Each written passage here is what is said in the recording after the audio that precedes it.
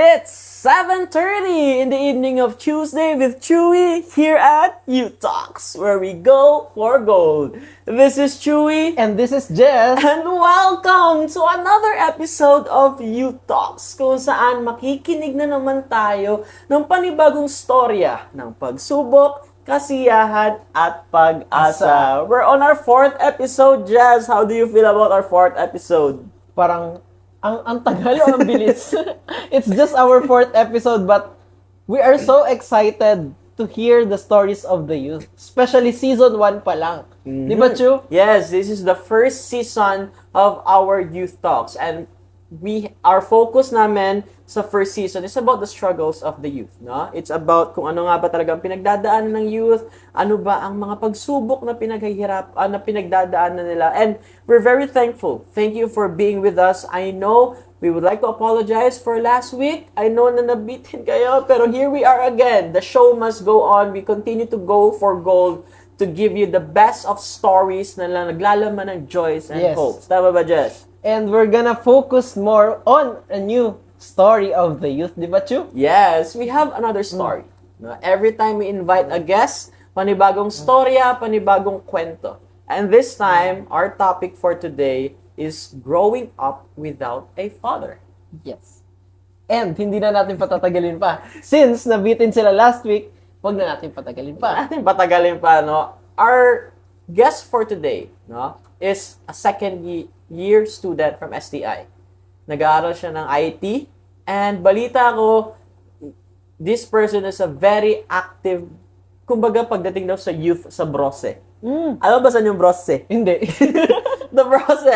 Ang Brose is yung parish malapit dito sa amin, no? Under kami ng Brose Parish. So, ang guest natin is one of the youth coordinator ng Brose Parish. Isa siyang youth leader. Yes, she's one of the youth leaders at 19 years old. So, I'm very excited to listen to her story, to listen to her golden journey. Ano nga ba ang kanyang golden journey pagdating sa struggle na meron siya ngayon? Are you ready, Jess? I am ready. I'm sure you're ready, and I'm sure our dear audiences are ready para makinig ng bagong kwento. So, our dear audiences, our guest for tonight na magkikwento ng kanyang golden journey of growing up without a father is none other than Senya Fanega. Hi, Senya! Hello mga kuyas! Hello everyone! Welcome again dito sa ating studio, and welcome again to Youth Talks. We're very happy that you're here with us. We're very excited to listen to your story, and I'm sure ang audiences natin ay very excited din. Balita ko, maraming nag-aabang sa'yo for this episode, so I'm sure that everyone out there is waiting and watching for you. So, di natin patatagalin pa. Let's go straight sa story ng golden journey ni Senya. And the very first question is, Senya, anong naging epekto sa'yo ng paglaki ng walang ama? Of course po, growing up without a father, yung isa sa mga kailangan mo na lumaki, parents, nanay, tatay, and nung nalaman ko po na simula, nung pinanganak ako, wala po akong father na nandyan sa tabi ko or sa tabi ng mama ko, syempre, nasaktan ako, and mahirap tanggapin talaga, as in hanggang ngayon, ang hirap tanggapin na kailangan kong lumaki, tatanda na walang tatay sa tabi ko, walang mag-a-advise, walang magpoprotekta, lalo na sa bahay. And isa sa mga naging struggle ko po is yung ulit-ulit na questions sa akin na binabato ng mga taong nakakasama ko, mga friends ko, family. So kumbaga nasanay na po ako na lagi nila akong tinatanong kung saan daw po ba talaga yung tatay ko. So, anong isasagot ko? Even ako, hindi ko nga alam kung saan siya. So, may mga times po na hindi alam ng iba. May mga times na kahit ginagawa kong joke, yung about nagtatanong sila, may times po na kapag mag-isa ako, doon po lahat pumapasok yung questions. Yes. Nagsisink in po na, may nagawa ba ako para magawa sa akin ng tatay ko yun? Or may nagawa ba kami ng mama ko para nagawa niya? Pero, syempre, ang turo ng Panginoon sa atin, hindi dapat tayo mag-jump sa conclusion kung wala tayong alam sa reasons. So, yun.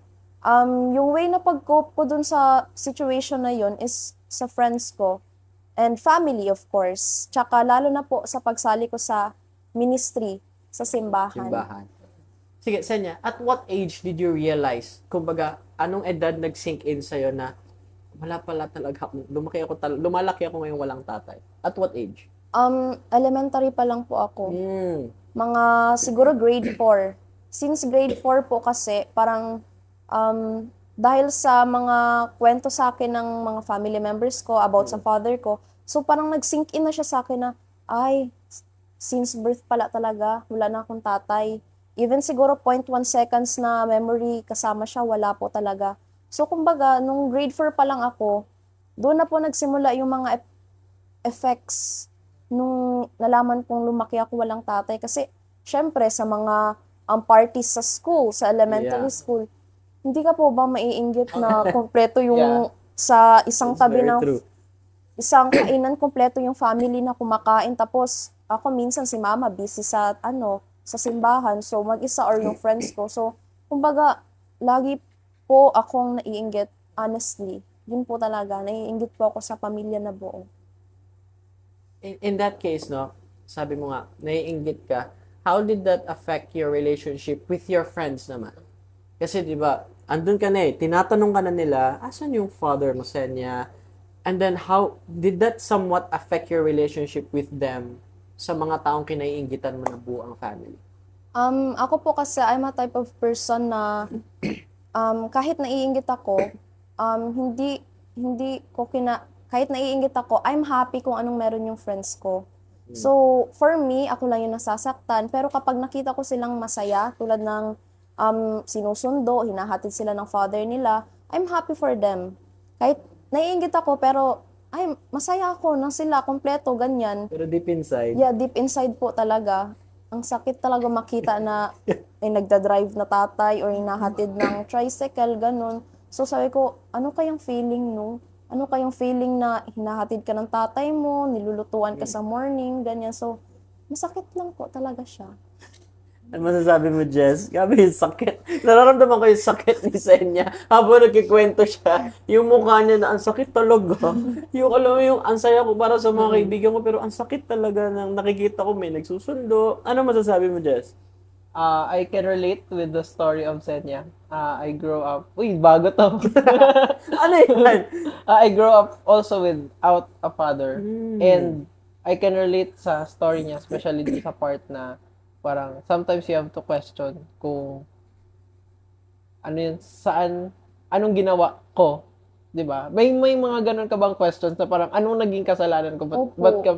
Ba't ka iniwanan? Ba't ka ano yun, hindi ka sinama? Hindi ka pinabayaan, parang ganun, or pinabayaan ka, parang ganun. May mga ganun ka bang questions? Actually, ang dami po, lalo na kapag mag-isa ako. Kasi, syempre, I have to put a face sa harap ng mga kaibigan at family ko na okay lang ako kahit walang tatay, ganyan.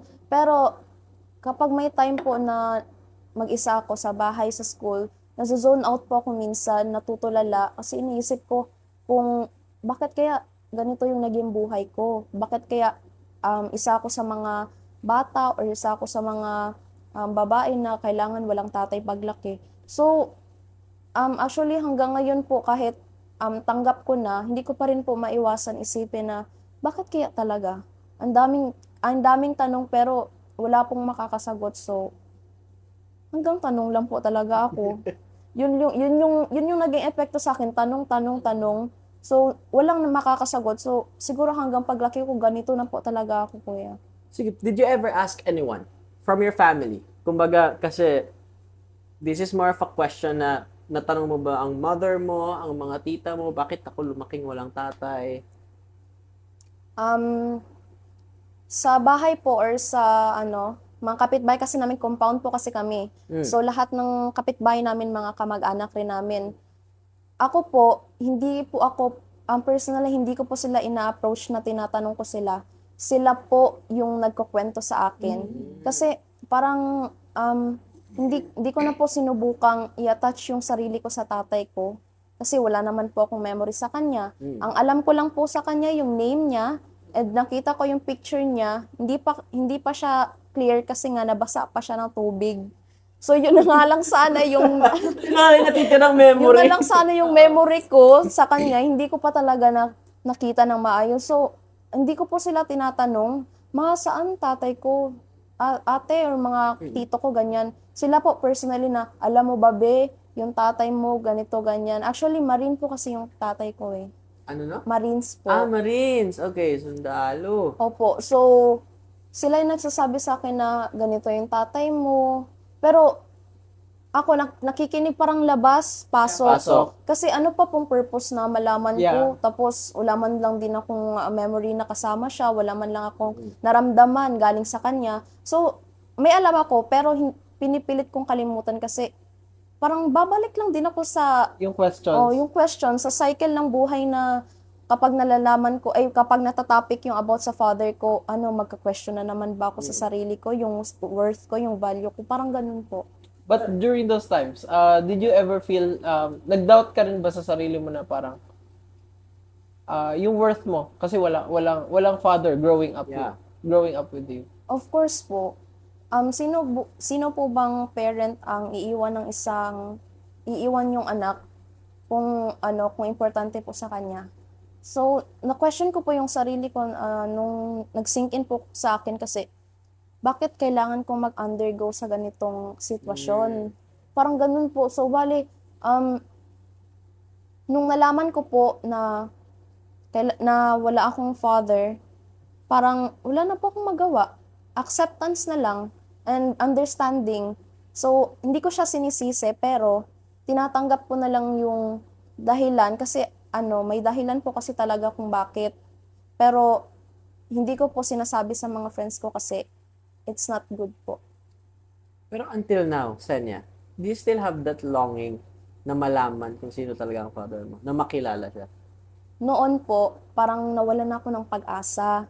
Pero ngayon, sa age ko, 19, parang dun ko na po na-feel yung longingness po sa father ko. You're still looking for him? Yes. Tinry ko po siyang i-search sa Facebook, yung pangalan niya, pero wala akong nakita. So, another question na naman. Ba't wala siyang Facebook? Bakit wala siyang Facebook? yun yung question. So, yung search ko talaga kahit anong yung name niya, kahit yung family name niya na lang sinearch ko, may lumalabas, pero tinatanong ko, ito mukha niya, hindi man yan. So, tinatanong ko na lang ulit sa sarili ko, maliban sa kung wala siyang Facebook, tinatanong ko kung hinahanap niya ba ako, o kung tinatanong ko sa utak ko kung gusto niya pa ba akong makita. Yung ikaw naghahanap sa kanya, pero ngayon ang tanong mo, ikaw ba hinahanap niya? Yes, gusto niya ba akong makita? Parang ganun po, kuya. Grabe yung, Jess, to enter dear audiences, no? Grabe yung struggle ng ganun. You have so many questions in mind about yourself. And then, yung akala mo okay na siya, natatanggap mo na siya. And then, sabi ni Senya, now lang, na hanggang ngayon naglolong pa rin siya. Gusto niya pa rin malaman. Kumbaga yung ang dami mong unanswered questions. Pero dahil sa longing na yun, nadadagdagan yung unanswered questions.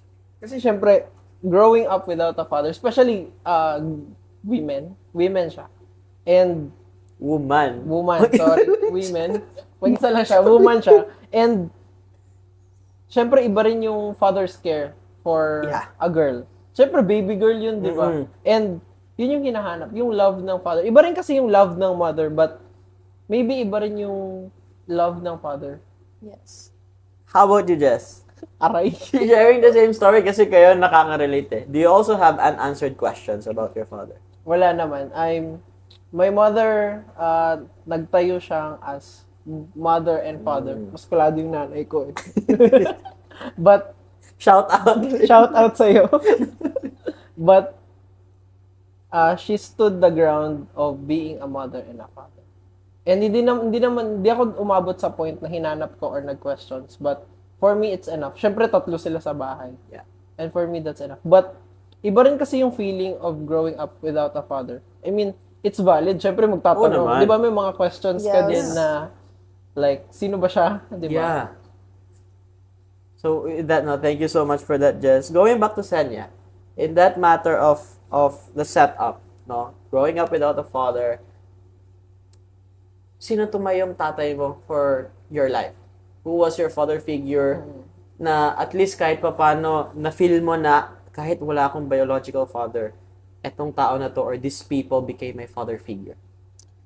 Actually, hindi lang po isa. Naramdaman ko po yung, kumbaga, tumayong bilang ama sa akin sa lahat po ng pamilya ko na lalaki, mga pinsan ko na lalaki, kapatid ng mama ko, and mga tito ko po sa compound lang din po namin. Yung ano po nila, yung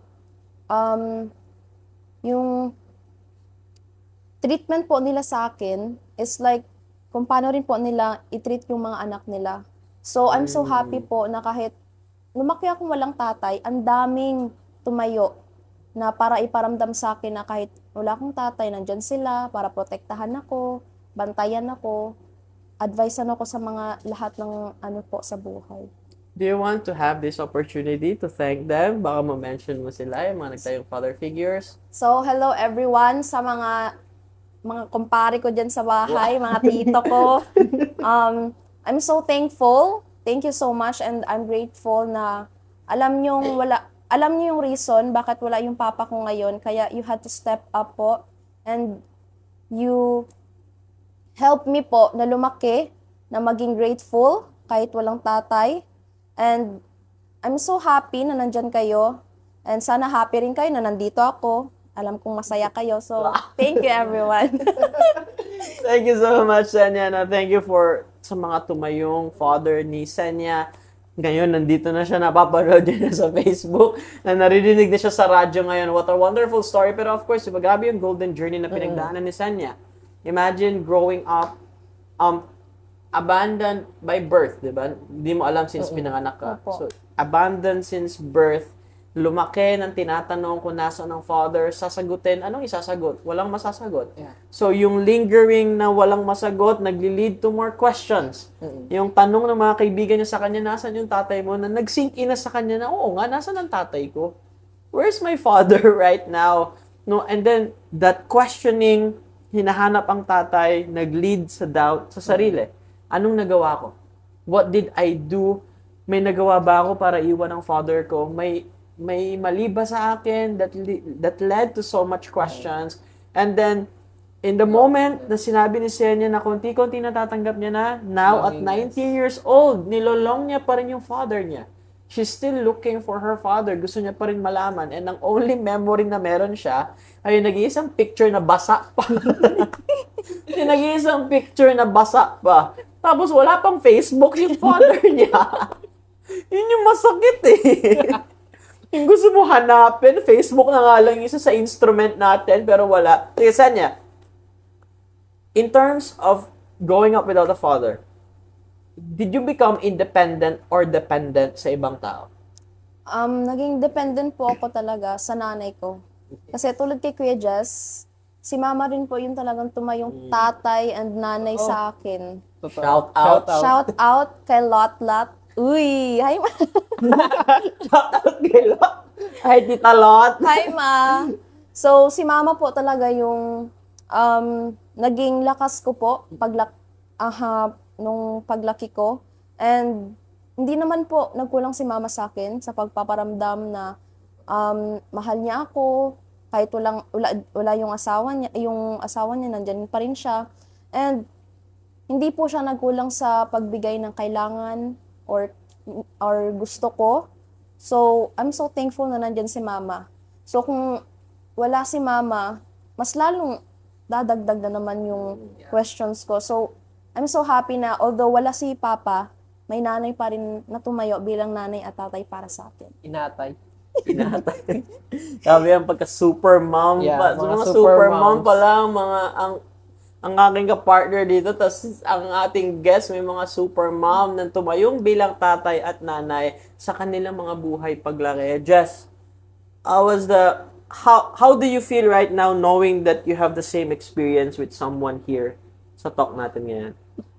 It's, I don't know, parang meron palang ibang tao na naka-feel na feel ko.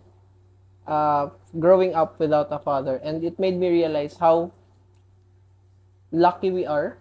Kasi syempre, yung mga struggles, may mga iba-iba kaming struggles and pains na napagdaanan. But one thing's for sure is the importance of yung tumayo sa amin. Yung mga father figure, yung mga tito and tito mo, mga uncles mo, and also yung mother, yung inatay kung tawagin. Inatay. 'Di ba, they stood up when needed. Yeah. And they bring out our best of joys and hopes in our lives. And for me, that's precious. Na paano kung na lang kung nawala sila, 'di ba? Wala na ngayong isa, tapos mawawala pa Wala yung pa isa, isa, diba? no? Iba talaga ang feeling kapag nalalaman natin na hindi tayo nag-iisa sa mga pagsubok natin. No, iba talaga yung feeling kapag alam natin na, okay, I'm not alone on this journey. No, Sanya, thank you so much pero before we end your golden journey, ikaw naman ang tatanungin namin ni Jess, how do you feel knowing na someone is here with you sharing the same experience and sharing the same struggle?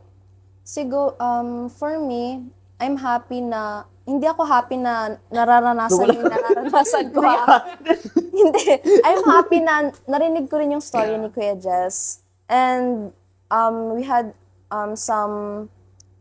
may mga pareho kaming experiences, lalo na sa inatay na part. So, I'm very happy na although wala kaming tatay ni Kuya Jess, meron talagang isang tao na tumayo para i-guide kami sa buhay namin. So, Thank you so much, Senya. Thank you so much for sharing your golden journey with us. To our dear audiences out there, continue commenting. Use our hashtag #GoForGold. I know na natouch kayo sa story ni Senya. No, growing up without a father is very difficult. Pero hindi dyan nagtatapos ang ating programa. Dahil sa likod ng mga pagsubok ay merong kasiyahan at pag-asa. Kaya we're gonna end the first segment here. Senya, thank you once again for sharing Thank your you. golden journey with us. At sa pagbabalik natin, we'll go with the heart of gold. Ano nga ba ang joys and hopes ni Senya despite sa struggle na nararanasan niya? And we'll be right back.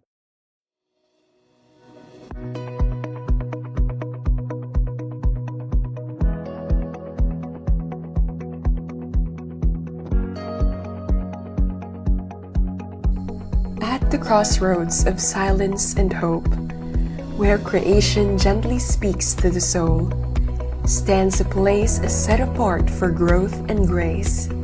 This is a sanctuary of meaning, healing, and renewal. Welcome to the Our Mother of Perpetual Help Shrine and Retreat Center, a space intentionally shaped to awaken dreams, restore relationships, and inspire purpose among the youth, families, and lay servants of our communities. Here, we honor the sacred journey of each person through pastoral care, spiritual accompaniment, holistic formation, and programs that nurture human and faith development. Every moment within these grounds invites reflection, healing, and transformation. It is an opportunity to listen deeply, to rediscover strength, and to walk forward with renewed faith alongside a supportive community. Our mission is rooted in presence and compassion, to journey with you as you grow in faith and self-understanding, reminding each one that no path is meant to be walked alone. Through meaningful encounters and guided formation, we cultivate resilience, restore connections, and foster spiritual and emotional wholeness. The Our Mother of Perpetual Help Shrine and Retreat Center is more than a destination. It is a pastoral and learning sanctuary, a home for the young and the young at heart, for families longing to reconnect, for youth seeking direction, for lay leaders committed to service. This is a place of belonging. Come as you are and depart renewed. Here, you are welcomed, valued, and embraced. Together, we nurture the spirit, strengthen relationships, and lift the soul toward hope.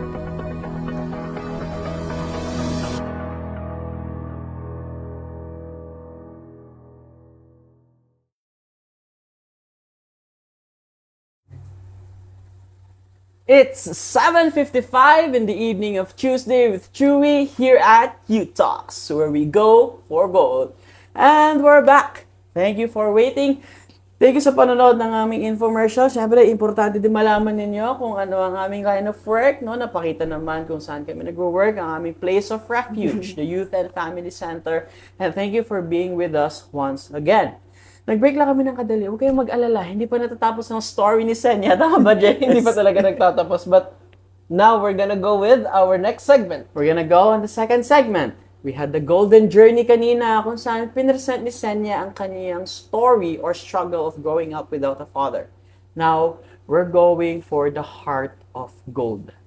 Lagi nga namin sinasabi, kung sa kanta merong pusong bato, sa Youth Talks merong pusong ginto. Kung saan nasusubukan ng isang ginto sa mga pagsubok. And ngayon, aalamin natin ang heart of gold ni Senya, ang kanyang joys and hopes sa storya na meron siya. So, Senya, despite of growing up without a father, how was the experience? How did you manage to enjoy life pa rin kahit na binabato ka ng questions na nasa ng tatay mo, kahit na nagtataka ka kung nasaan siya? How did you face those? Anong mga kasiyahan mo habang hinaharap yung mga pagsubok na yan? Number one po talaga na nakatulong sa akin na para kahit konti makalimutan ko yung struggle po or yung ganong situation is yung pag-join ko po ng youth ministry dyan sa Brose. So, dahil sa PYM family, shout out sa inyo. Shoutout na So, sa Brose Parish! Dahil po sa youth family namin dyan sa Brose, nakalimutan ko po na may ganun po pala akong problema. So, dahil sa kanila, nagkaroon ako ng mga masasayang alaala. Nakasama sila sa mga outreach programs namin, laging nagsisimba ng Sundays or may mga seminar po dyan. So, yung memories ko dyan sa simbahan po, yun po yung nagbigay sa akin ng kasiyahan para po kahit konti nga na makalimutan ko. And lalong-lalo na po sa family ko, syempre. Kasi lagi ako nasa bahay, ganyan. So, dinadayo ako sa bahay. Sen, tara mag-karaoke tayo, ganun. Dinadayo pala to, no? Kung hindi ako ang dadayo, silang Sila dadayo dadayo. sa bahay. Ang aga-aga pa kakatok sa bahay para lang mag-ingay kami sa buong compound namin. So, di ba, sa simpleng act lang po nila na ganun, nakatulong na po talaga yun sa akin para man lang maging masaya ako sa buhay ko. Kasi lumaki ako na walang tatay. So, yung pamilya ko po, yung gawain nila na ganun, parang libangin po ako para makalimutan ko po. Napakalaking tulong po talaga sa akin. Kasi masaya na ako ngayon eh. Masaya na ako ngayon. I swear, promise. Sobrang saya ko I sa swear, buhay. promise, Yes. cross my heart. Lahat na. Lahat na. Ang saya-saya ko talaga. Kahit nga nandito ngayon, I'm so happy to be with you guys. Wow. Lalo na dito sa Facebook. So, yun po. Yeah, we're very happy as well you're here with us, Senya. Kasi the courage to share the story of growing up without a father is very difficult. Hindi lahat kayang i-share yung ganyang story na yan. And what more, na nag-share ka, and at the same time, ang co-host ko dito, ang partner ko, is sharing the same story as well. Grabe yung joys ni Senya, Jess, no? Yung sabi nga natin kanina sa screen test, the support group. Yeah. Di ba? Yung mga taong nandyan sa'yo throughout your journey. And ang ganda nung sinabi niya, especially with yung support system niya, especially yung sa family niya and also yung PYM, yung kanyang youth group. Di ba? Yeah. Parang ang ganda nung despite her challenges and struggles, growing up without a father, may mga taong nagtulong. May mga taong nag-give ng value sa kanya. Especially yung family niya, no? 'Di ba? Pero pina-feel sa kanya, no? 'Di ba tatawagan siya, kwento niya nga, 'di ba na tatawagan magkakaraoke. Gigising mo agad, tapos buong compound. agad eh. Grabe yung support group. The support system is always very important. No? That has been a very consistent, consistent factor sa lahat ng episodes ng Youth Talks. The support group is very important na kahit anong pinagdadaanan mo, you'll always have the support group to have with you and to be with you. And nakikita natin yun sa story ni Senya. Pero Senya, I wanna go back a little. Kanina sa Golden Journey mo, sabi mo, you had a lot of questions in mind. Ang dami mong tinatanong about your father, about yourself. Siguro ngayon, if tatanungin ka ngayon ng ibang tao, nasaan ang father mo? Kasi before, sabi mo kanina, this was a very difficult question for you. Now, kung ikaw tatanungin ngayon, nasaan ang father mo? Anong isasagot mo sa kanila? Nung elementary ako, meron akong isang laging sinasabi kapag parang nagsasawa na ako sabihin na ewan ko. Tinuruan kasi ako ng ate ko ba yun or si mama na kapag may magtanong, sabihin mo lang, nalumos sa sabaw. Yun, yun ang sasabihin ko pa. Anong nalunod sa sabaw? Nalunod sa Soup. Nalunod sa... Nalunod sa soup. So ngayon, lumaki ako, kapag sasabihin ko yun, kailangan ko pang mag-explain kasi hindi nila maintindihan. Nalunod sa sabaw. Sasabihin ko, paano nalumos sa sabaw or nalunod sa sabaw ang tatay mo? Kasi nagkain siya, tapos siguro nawalan siya ng malay na gano'n. Ginagawa ko na lang po talaga yun kasi para matawa lang sila na para hindi nila ako kaawaan na lumaki akong walang tatay. So yun po yung isa sa mga way para hindi ako masaktan sa mga questions nila. Yun po yung ibabato ko na sagot kapag tatanungin nila kung saan yung tatay ko. O ngayon, audiences, alam nyo na kapag tinanong kayo or pag may hinahanap ng wala, ang isasagot nyo na lumos sa sabaw. Pag hinahanapan kayo, hindi nyo talaga alam kung nasaan, yun na lang sagot nyo na lumos sa sabaw. Kahit sa akin, bago yun ngayon kasi ngayon ko na narinig yung term na yun. Okay, bago sa akin yun, na lumos sa sabaw. Let's go back to the other questions. Kanina you're questioning about your father kung nasaan. You still have some doubts kanina. Nakwento mo sa golden journey mo na kumbaga tinatanong mo yung sarili mo, anong nagawa mo? Are you still asking the same questions at this stage of your life? Ngayon po, wala na.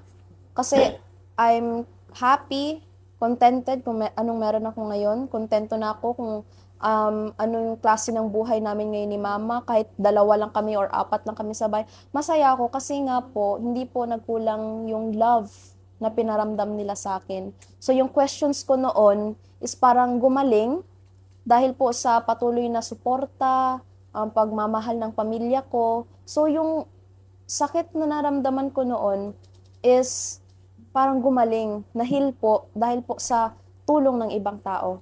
So without them po, siguro until now, I'm still questioning. Pero dahil sa kanila, friends, family, PYM fam, mga nanay and tatay figure ko, I'm so thankful na dahil sa kanila, nakalimutan ko po na may ganong question pala ako sa sarili ko noon. Kumbaga, they became the healing process for Yes. you. Yung doubts and questions na nagko-cover sa kanya nung una, na overcome ng love.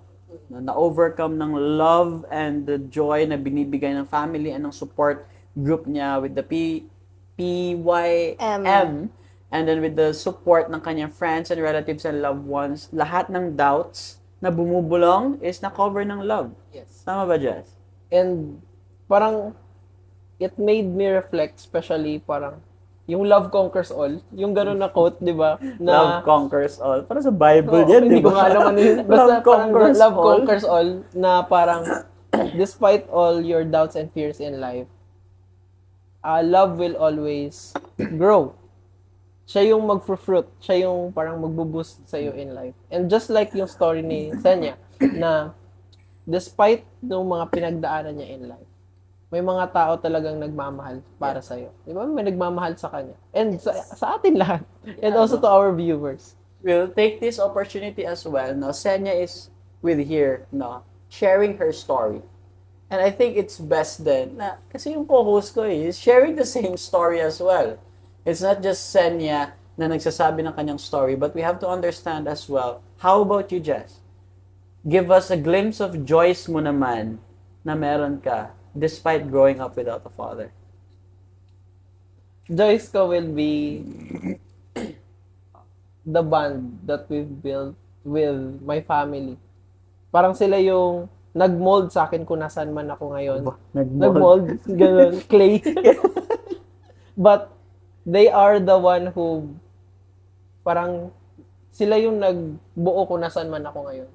Hindi ako nag-question in my life kung nasaan yun or sino man siya, but hindi ko na feel na wala akong ganun. Wala akong father growing up. And for me, I'm so grateful with them. Hindi kasi siya isa, but my 3 mothers and may mga mother figure and father figures, just like sa story ni Zenya. And sila yung mga joys ko in life. Yung mga support systems na kanina pa natin pinag-uusapan and all the past episodes. Yeah, no? Now, to our dear audiences, you're now seeing the very essence of the heart of gold. It's not just about learning the joys and hopes. No, you're understanding now, we're beginning now to understand na we may have the same struggles. Pero magiging iba-iba ang story ng bawat isa and saan tayo nagko-connect. Kung paano natin nakikita yung saya sa struggle na yan. Yes. We've seen from Senya and she had so many questions about her father. Opposite naman kay Jess na hindi na tinanong kung sino ang naging father niya. We have here Senya asking or doubting herself kung bakit iniwan siya ng father niya. Opposite from Jess na hindi na natanong yung sarili niya. But what's the common ground? What was their healing process? What was their joy? It was the love of their family. The love of their support group. For us to understand na hindi tayo nag-iisa sa pinagdadaanan natin sa buhay. We have different struggles in life. Marami tayong pagsubok na hinaharap. But the common factor we have right now here is the support group. They felt at some point that they're alone, but look at where they are now. Ngayon, grabe Tatlo na yung kami. saya. Tatlo na sila. Grabe yung saya ni Senya, no? Growing up, alam niya nang may kasama siyang support group. Jess, growing up, alam niya na hindi siya iiwan ng mga kasama niya. So that's the beauty of knowing each other's story. Yun yung essence ng ating heart of gold. To know that despite of the struggles, love will always conquer all, and then the joys will always be there. Yes. And of course, despite of the joys, meron din tayong hopes. Hindi lang to kwento ng pagsubok at kasiyahan. Kwento din to ng pag-asa.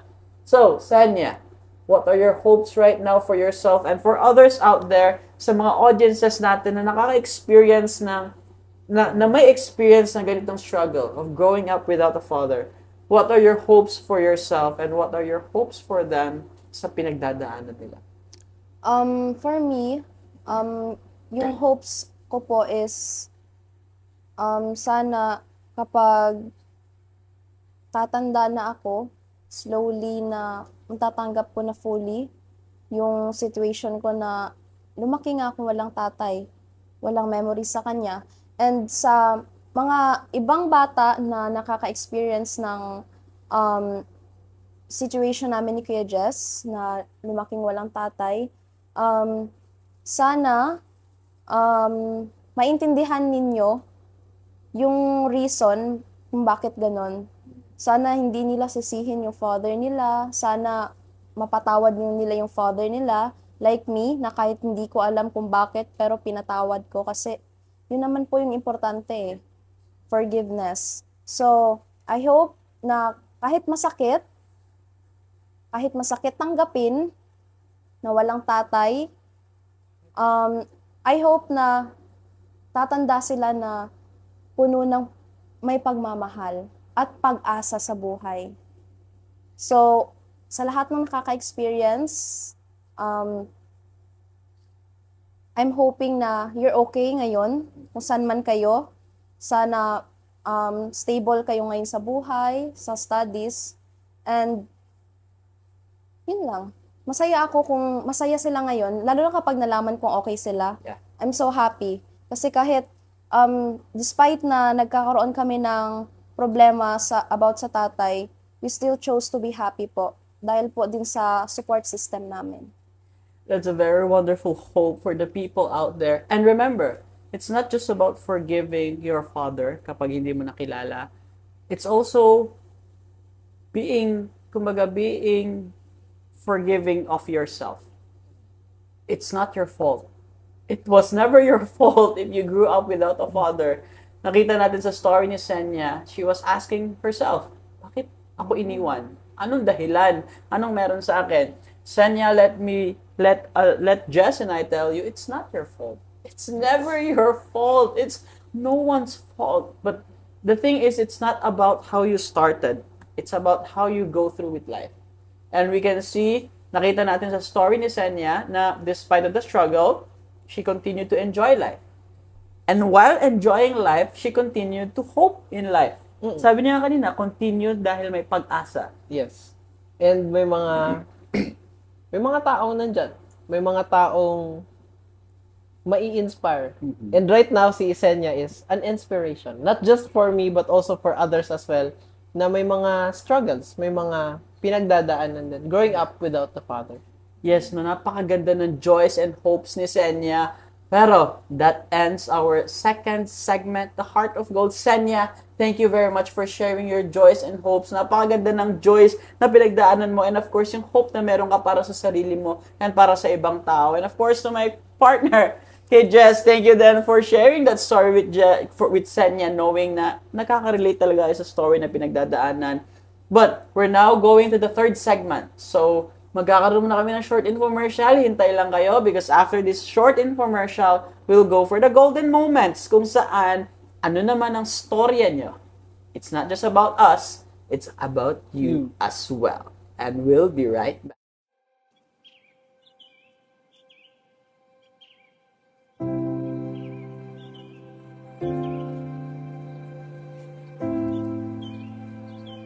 In the heart of serenity where nature meets nurture, lies a sacred refuge, a place of renewal, reflection, and transformation. Welcome to the Youth and Family Center, a haven designed to bring out the best of the joys and hopes in every youth, family, and lay animator. Here, we believe in the power of pastoral counseling, spiritual companionship, holistic formation, and human development programs. Every step you take within these grounds is an invitation to grow, to heal, and to discover your purpose in the life of faith and community.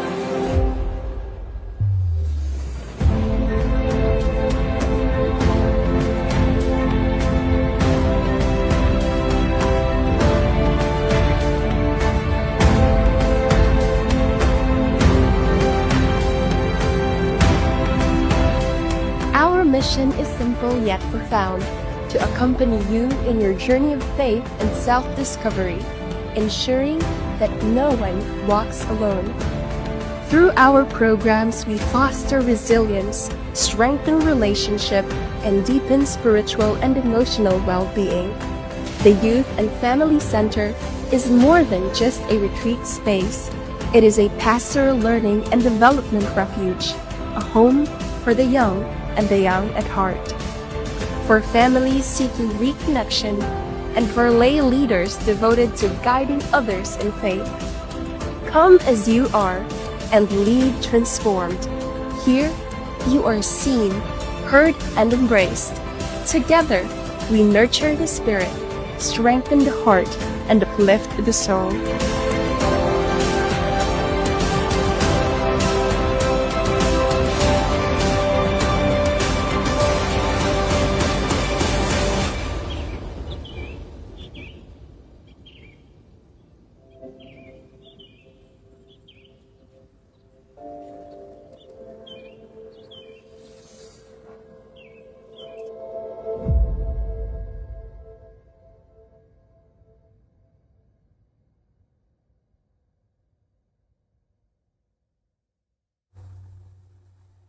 It's 8:13 in the evening of Tuesday with Chewy here at Youth Talks, where we go for gold. And speaking of go for gold, nandito na tayo sa ating third segment, the golden moments, kung saan it's not just about Senya, it's not just about Jess, it's not just about the program, but this is about you as well. Anong mga shared stories ninyo? Actually, habang nagkakwentuhan kami dito, ang dami na nagko-comment na minsan pag binabasa ko, wait lang, pwede paki-note yun, Direct? Pwede paki-note yun, Floor Director? We're very excited to read your comments as well. We're very excited to read your golden moments. Anong mga experience niyo? Or baka may narinig kayong experience ng iba? How did you relate with Senya? So, let's read. Are we ready to read some comments? Are you ready, partner? Am I? Senya, are you ready to read some comments? ready. Sige, let's start. I have it here. We have an anonymous comment. Nabasa ko to kanina pero hindi na natin sasabihin kung sino to siya. 8 years old ako 8 years old ako nung iniwan kami ng daddy namin. Life was difficult kasi 9 kami na magkakapatid. Tapos we had to work with our mom to earn a living. I became withdrawn, shy, and insecure because of that. Grabe. 9 na magkakapatid. 8-year-old na iniwan ng father. Imagine that kind of feeling tapos you have to work with your mom to earn a living. And then sabi niya pa, I became withdrawn and shy and insecure about it. Nag-i-stick siya. Remember what I said kanina sa Heart of Gold? You have the same struggle, pero iba yung journey na pinagdadaanan ninyo. And we have here someone journeying na si Senya became very close, na kumbaga naging independent siya with her family, also with you. And then we have a commenter here na sinasabi nag-withdraw siya, naging insecure siya, naging shy sa about that. Yung dalawang guests natin dito, grabe ka bongga ang mga relationship sa mga kaibigan na kinakatok pa para magkaraoke. But we have here another story kung saan nag-withdraw, naging shy, and naging insecure about that. Now we're seeing here that we have here a commenter. We're very thankful. We're very proud of you for sharing your comment with us. Thank you for commenting that. We hope na nakarelate ka sa story na meron tayo sa guest natin ngayon. Thank you for being with us. Jess, can you read the next comment? The next comment is from Mama Darling. There may be moments of anger, sadness, or confusion, and those feelings are okay. Let yourself feel them, but don't let them define you. You have the power to build a beautiful life, chase your dreams, and become exactly who you want to be. And if you ever wonder about the one who's not there, know that whatever the reason, it says nothing about your worth. You are loved, you are seen, and you matter so much. Ang ganda nung sinabi niya na that you matter so much. And then, yung part na your worth doesn't matter. yeah, and if you ever wonder about the one who's not there, know that whatever the reason, it says nothing about Your worth. And that's very true. It's not your worth is not defined by someone who's not there. It's defined by the people who love you. It's defined by the people who are supporting you. It's defined by how you manage to enjoy life despite of the struggle. Now, thank you so much, Mama Darling, for having that comment with us. Okay, we have here Senya. Can you read this comment for us? Para maganda to eh. It's from Atalea Elyang PB. So, 2 months old pa ako sa tiyan ni mother nang wala ang father namin. Pero hindi ko na feel na may kulang kasi nakita kung paano kami pinalaki ng mama namin. Ginawa niya ang lahat para mapaaral kami. Mahirap din kasi na magsama ang mag-asawa na hindi na kayo magkaintindihan. Better to have space. Parang parehas kayo ng story. Yes. Nasa tiyan pa lang siya ng mother niya. And wala na din siyang father. Pero kay Ate Leia is hindi siya naka-feel ng pagkukulang kahit wala yung father niya kasi nandyan yung mother niya. So it's same with Kuya Jess. And same with you as well. Nakaramdam ka pero hindi mo naramdaman na iniwan ka ng other family members mo. Yes. Okay, thank you so much, Leia Elyang PB, for sharing your comment with us. Do we have any other commentors? Pwedeng makita natin kung meron pa ba tayo nagka-comment. We have from Ivy Pauline. Hi, Ivy Pauline. Thank you for being with us. Shout out to you. Hindi namin nababasa lahat ng comments na nasa live, pero shout out to everyone who's with us. From Ivy Pauline, what hurts is that lost isn't a personal failure. It's what happens when guidance is missing during the years it's supposed to be handed to you freely. So you carry the weight of being lost and the blame for it. That's the part that hurts the most. That's true. The hurting is not just about, hindi siya personal failure. Kumbaga, when you're looking for someone, especially when you're a child, when you're a kid, you're looking for the right guidance. Yeah. Pero pag wala yung guidance na yun, we tend to blame ourselves. The goal kasi, the role as children is gina-guide ng mga people, ng mga parents or other people. But when we feel that we're not guided, we tend to blame ourselves. We tend to tell ourselves we are lost, and then yun yung masakit na parang hindi ko kasalanan na walang nag-guide sa akin. So how can I adjust to this? Wala nga akong proper guidance. And that's the comment of Ivy. Ivy, we have another comment. Jess, can you read this? From Ate Ibes. Joy is being surrounded by a loving, supportive family and friends, and knowing I am never alone because God is always with us. That is very true. Tama ba, Jess? Asan yung comment? Nawala yung comment. Wala. Nawala yung comment natin. Ayan. But it reminds us that no matter what happens, God will always be with us. And based dun sa mga stories and sa mga comments ng ating mga viewers, it reminds us that no matter what happens, God will put you into the test and God will always be with you. Parang yung story about yung beach na maglalakad kayo dalawa. Yung feeling na magiging dalawa na lang yung footprints and akala mo is God is leaving you, but all this time God was carrying you throughout your journey in life. And maybe maybe may mga other reasons, but God will put you into the test and God will always be with you in your journey in life despite being without a father. Nakapulot na naman tayo ng bagong story, di ba? Yung beach daw, okay? Hindi kayo iniiwan ni God. He's just carrying with you. He's still journeying with you. Thank you so much, Jess. Let's have other comments. We'll look at our Facebook feed. Mukhang marami tayong commenters. Hopefully, ma-entertain namin most of it. But thank you so much for commenting. No? We have... this is for you, Sanya. I think kailangan ikaw magbasa niyan kasi parang kilala namin kung sino yan. Nakikita nyo ba yan? Nakikita ko yung apelido pa lang eh. So, it's from my mother, si Maring Lotlot. Ang sabi ni Maring Lotlot is, congratulations, anak, at sa Youth Family Center. God bless us all. So, thank you, Ma. Kikikit naman, Maring Lot. Hi, Tita Lot. Thank you for watching our vlog. Thank you for watching our vlog. Thank you for watching our vlog.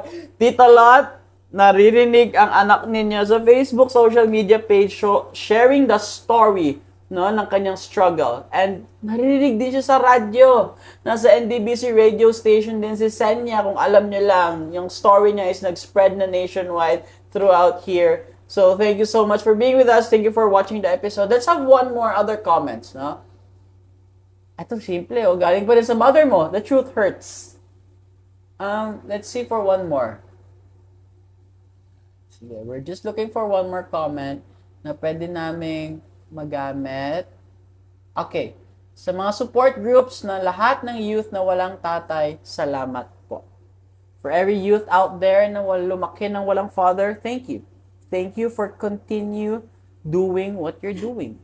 Thank you for being with us. Thank you for hearing us, for listening to our story.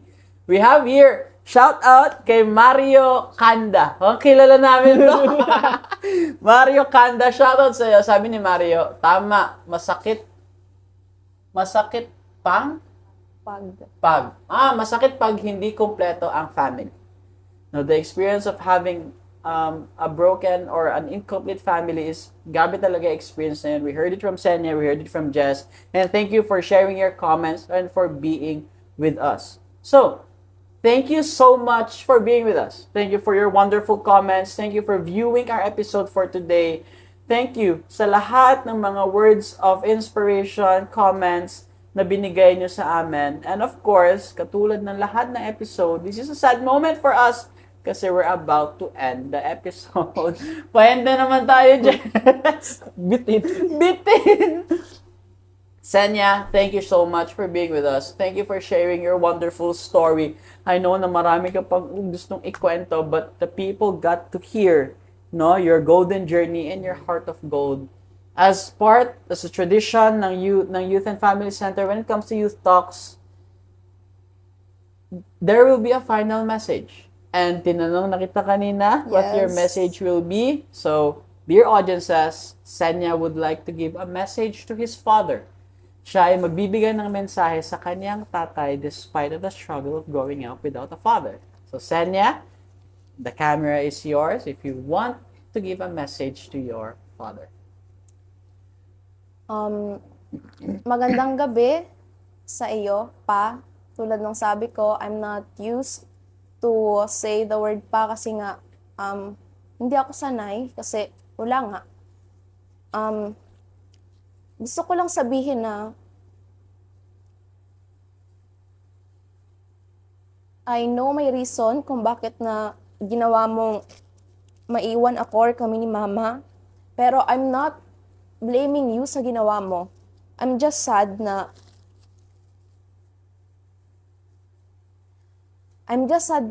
kailangan naming maranasan or kailangan kong maranasan na wala akong tatay na lumaki. Pero I'm here saying na I'm still happy kahit ganun, kahit wala ka kasi nandiyan naman si mama. I just want to ask you sana kung may chance if ever ba na gusto mo akong makita or hinahanap mo ako. So, hindi naman ako maasa. I just want to know the truth. Pero, sa situation ngayon, parang wala nang pag-asa.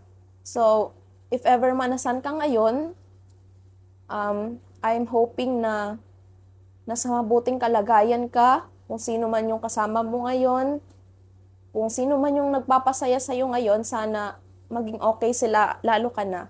And I'm so thankful na kundi rin dahil sa'yo, hindi rin naman ako mabubuhay or lalaki ngayon. But I just want you to know na if you're seeing this or not, sana may time na mag-meet tayong dalawa kahit 30 minutes lang or isang minute lang or kahit video call. So, I hope you're okay and don't worry kasi okay kami ni mama ngayon. We're happy. Stable naman kami kasi nagtatrabaho siya ng maayos. She's doing her best para makatapos ako sa pag-aaral.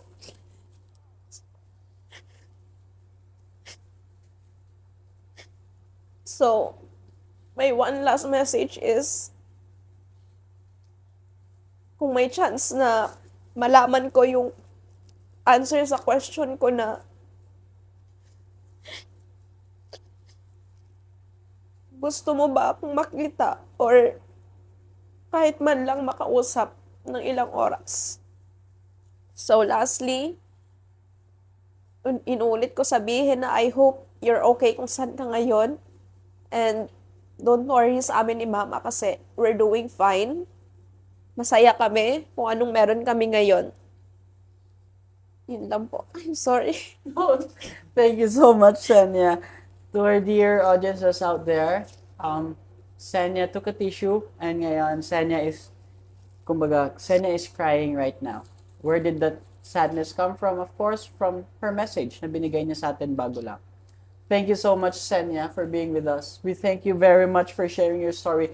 We know how hard it is to mag-share na ganong story, but Jess and I, we're very proud of you. We're very proud of you. The whole Youth and Family Center team is very proud of you. Thank you for being with us. Thank you for just being with us here, sharing your story. We know na it was difficult, but you made and you become an inspiration for others. Thank you so much. I think wala na kaming i-message ng mga hosts kasi that message itself covers everything. That was already enough sa kung ano man ang masasabi pa naming dalawa ni Jess. So of course, every good episode comes to an end. So we'll see you next time, I guess, Senya. Thank you very much once again for being with us. Jess, thank you for being with me here. Of course, dear audiences, thank you for being with us. Thank you for listening to another story. To our technical team out there, to our director, floor director, content producer, and production assistant, thank you so much for being with us. Thank you for always being with us. So, that's the end of our show. We'll see you again next week. So, I hope that you've learned a lot from today.